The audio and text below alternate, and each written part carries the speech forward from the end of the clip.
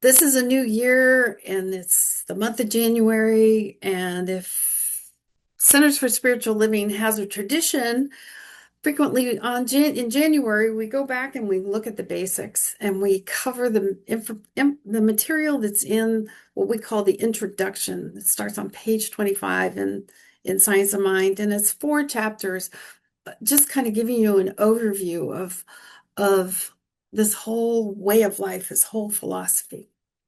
And today we're going to be talking about divine mind, the thing itself. And we're going to be exploring the powerful truth that divine mind is always responsive to us. It's always saying yes. And I sit there and go, really? It's always saying yes? Yes, it's always saying yes. And it's in that we are inseparably woven into the fabric of the one life, of all of creation.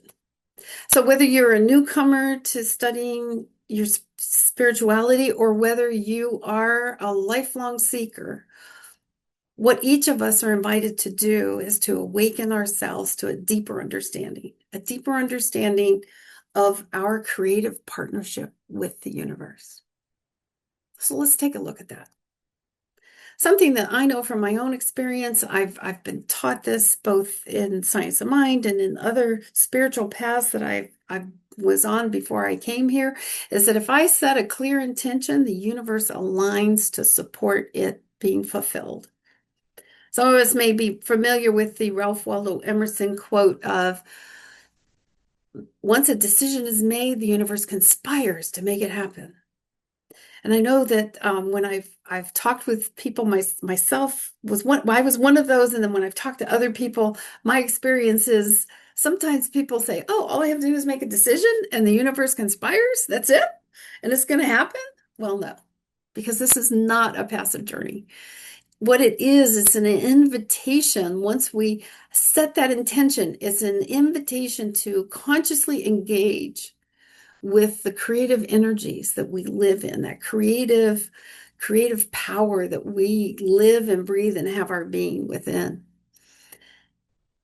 So it's an opportunity for us to open our hearts to a deeper understanding, a deeper awareness of the fact that our thoughts and feelings and emotions are not isolated experiences. So not only do they have the power to create our own experience in this life, but it also has a ripple effect throughout all of creation. Because what happens is when we recognize that living our experiences and our intentions are shaping the reality that we live in, and that that echoes through all of life, the web of life, the web of Indira, the web of life that the Native Americans, the first people, always talk about in their culture, in their understanding of the universe. They all talk about it. So here's a quote from Ernest Holmes from a book that The Power of an Idea, which was it's like, when I first heard this, it was like, what? The very power by which you bring negative conditions into your experience is the very power by which you can also bring good conditions. Ignorance of the law of mind excuses no one from its effect. So if I'm having negative experiences, conditions in my life, it's that same power that can shift that. You know, you hear in this teaching, change your thinking, change your life. Well, you know what? And if I ignore it, if I don't want to pay attention to it, if I'm asleep, if I'm not aware, and what happens is it's like the law of gravity. I cannot know anything about the law of gravity, but I can guarantee you if I'm on a roof and step off that roof, I am going to plummet towards the earth, whether it's 2 feet or whether it's 20 stories. I will be affected by gravity no matter what. And that's the same thing with the law. And so when we recognize that we are constantly in contact with, the law is always, the divine mind is always responding to us. It can be very humbling when I look at, okay, if this is what I'm experiencing in my life, I'm affecting that. It can be very humbling, but it can also at the same time be very empowering, because it's that same power that can change all of that. So what I know is that divine mind governs all. It's going to respond without reservation. It's neutral. It's just going to respond to the tendency of our thoughts. It's always attentive. It's always paying attention. It's always creative, and it's always accessible. And at any moment in time, we can shift what's going on in our lives. The other piece of this is like, really, is that it can quickly create one form just as easily as it can another. The time that it takes is our acceptance of what it is we desire. So we are participants, whether we're consciously or unconsciously participating with divine mind, we're doing it. And it is the tendency of our thoughts. And many of you have heard this. In my little engineering brain, I went into absolute panic the first time I realized all this. And the mentor I had at the time said, 51%, Jackie, if 51% of your thoughts are in line with having that good experience, then you're okay, and just try to keep increasing that. And that's all the internal work that we do, is to increase that 51% to more and more and more of being in align with our thoughts with what it is we desire. Because whether our thoughts are fearful or inspired, we're setting a pattern for ourselves. And so paying attention is how we change what's going on in our life. So divine mind is always listening, it's always responding, and it's always creating with us. And this year in 2026, in the global themes that CSL is, we're focusing on, this isn't new stuff. New thought doesn't mean it's new stuff. What it means is ancient wisdom. So we're going to be looking at ancient wisdom and new thought throughout this year. New thought means we're creating a new thought. We are thinking differently. So if we go into and if we look at Indigenous cultures, whether it's here in North America with the Native Americans, or First People, whichever term is you prefer, and look at Indigenous cultures throughout the world, one thing that is common is that we are all connected. Everything is connected. And when I first came on to what I call my conscious spiritual path, because whether I was conscious of it or not, I was always on a spiritual path. We all are. Excuse me. I came in through a spiritual mentor at the time, that through the Native American, the Native American way of this. And in Lakota, which is in the central and northern New York area, New England, they have a saying that what I learned was Mitakoyu Oyasin. Mitakoya Oyasin, which means we are all related. We are all one. We are all connected. What I do affects all. And that we are all intertwined, that our thoughts ripple throughout the entire web of life, that there is no separation. No matter how much I want to separate myself, there is no separation. Excuse me. And it teaches us to honor all forms of life and recognize the sacredness of every moment, and understand that our choices impact the whole. Now, over the holidays, excuse me, one of my daughters-in-law is also following that path, the Native American path, and I learned a concept that really helped my 11-year-old granddaughter and my 3-year-old grandson to understand what was happening with their grandfather. And they talk about, and this is very much in line because it's the eternal spirit. The eternal spirit is always there. That's another thing that we have in common. And in that culture, in that way of looking at it, when you're in physical form, you're either on the red road or the black road. And when your spirit leaves this physical form, you go onto the blue road. And the blue road is the sky, and you can look up at the stars, and that's where all your ancestors are. And when you're on the red road, you're making that effort of what we're talking about here to have that good experience, to be that positive ripple effect through all of humanity by having that coming from love in your own life. And if you're not on that road, you're on what they call the black road. What we would call in this teaching, you're out of alignment with your true self. So there's so many things that we can learn from other cultures. So when you're creating with love and awareness and contributing to the healing and thriving of the whole, you're on the red road. And that's what we're talking about, is setting that intention, coming to that understanding that we are never separate from source.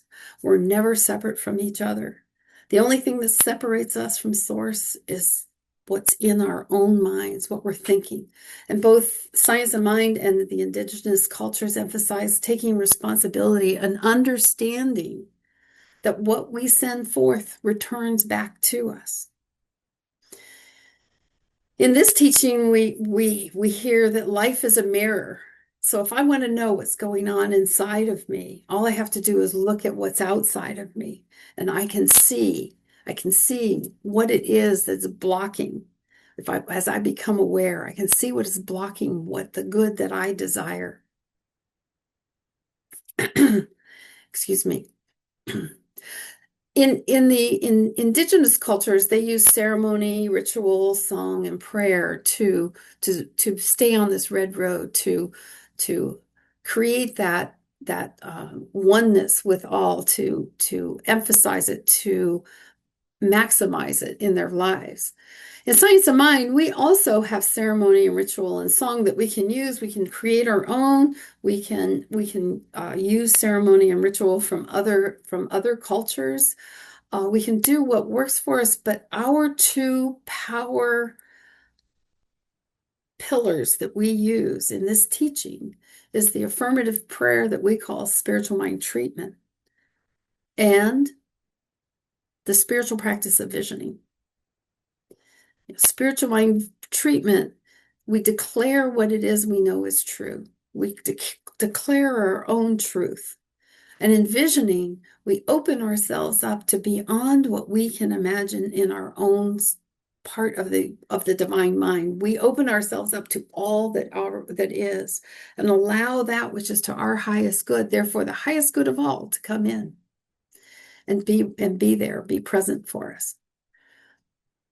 And so an important part of this, because divine mind is always responding, the law is always responding, the more we become aware of our inner state, the more we become aware of the thoughts and feelings and emotions that we have, especially between the times we're doing a conscious spiritual practice. When we start paying attention to the monkey mind, the committee, whatever you want to call it, those parts of us that are scattered all over the place, the more we become conscious of how that is, we can make significant changes in the life as we know it. We can get the life that we desire. Because what we dwell upon is what we empower. Now, we've all heard that another way. Energy flows where attention goes. And that's what we're talking about. That's that 51%. We want to get that dwell that we're in. We want to get that attention that we're putting on to that a higher amount where we want our lives to be. Like if we want peace in our life, then what we need to do is cultivate within us peaceful thoughts and become the peace itself. And so we look at what's going on around us and we ask those questions that we've talked about of what is mine to learn? What is my part in this? Is this who I am? What is bothering me about someone else? And if not, have I ever been that? If I don't feel I've done that, then what is it that is causing me to look at that and causing discord in myself?